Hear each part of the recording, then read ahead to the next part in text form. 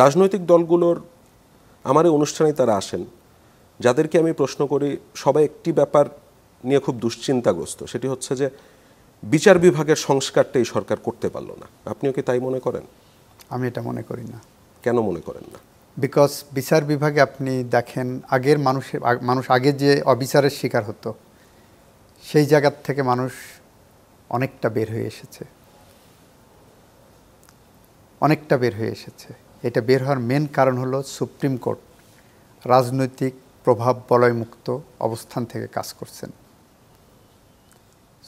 আগে যেমন আমি বলি, হাইকোর্টের একটা জাজমেন্ট দিল, সুপ্রিম কোর্টে গেলে যাওয়ার সাথে সাথে পছন্দ হলো না, জাজমেন্টে লিভ না দিয়ে না শুনে পিটিশন স্টেজে রিজেক্ট করে দিলেন। আমার সুপ্রিম কোর্ট বর্তমানে স্ট্যান্ড নিয়েছে না, হাইকোর্ট একটা জাজমেন্ট দিয়েছে, যারা জাজমেন্ট পেয়েছে তাদের তো ভালো করে শুনতে হবে, তাদের তো একটা অধিকার আছে, তাদেরকে শুনি, লিভ দেই, আপিল আকারে আসুক। এই যে একটা পরিবর্তন, এটা কিন্তু অনেক যুগান্তকারী পরিবর্তন। সেই যুগান্তকারী পরিবর্তনটা আপাত দৃষ্টিতে আপনি চোখে দেখতে পারবেন না। এটা কিন্তু ওভার দ্য পিরিয়ড যত সময় যাবে তখন মনে হবে যে এই সুপ্রিম কোর্ট কি আমূল পরিবর্তন এবং সংস্কার করে গেছে, গুণগত কি পরিবর্তন করে গেছেন।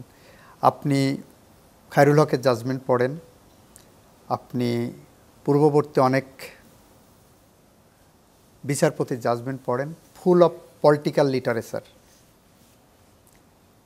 বঙ্গবন্ধু জাতির পিতা, এখন তো কোনো পলিটিক্যাল গভর্নমেন্ট নেই বলে সম্ভবত রাজনৈতিক প্রভাব, এইগুলো এই যে পলিটিক্যাল ডিসকাশন জাজমেন্টের মধ্যে, সেইটা কিন্তু আমরা বলছি পারভার্স ফাইন্ডিংস অ্যান্ড জাজমেন্টস। ওখান থেকে বের হওয়ার জন্য এই সুপ্রিম কোর্ট বর্তমান জুডিশিয়ারি আপনার একটা জাজমেন্ট দেখাতে পারবেন না কোনো জাজমেন্টের মধ্যে কোনো রাজনৈতিক দল বা নেতার আদর্শকে রিফ্লেক্ট করেছেন ওইভাবে। তারা একদম ল পয়েন্টে, পিওরলি ল পয়েন্টে ডিসকাস করেছেন। কিন্তু এই জুডিশিয়ারি আগামীতে যেই দল ক্ষমতায় আসবে তার আজ্ঞাবহ হয়ে উঠবে না, তার নিশ্চয়তাটা কিভাবে দেওয়া গেল? এইটা আমাদের সাংবিধানিকভাবে যে জুডিশিয়ারি আছে, জুডিশিয়ারির যে প্রোটেকশন, যথেষ্ট প্রোটেকশন আছে, ডিপেন্ড করে ব্যক্তির উপরে। এক্স্যাক্টলি, সেটাই আমি বলতে আপনি যে জজকে নিয়োগ দেবেন, উনি জাজ হিসেবে নিয়োগ পাওয়ার পরে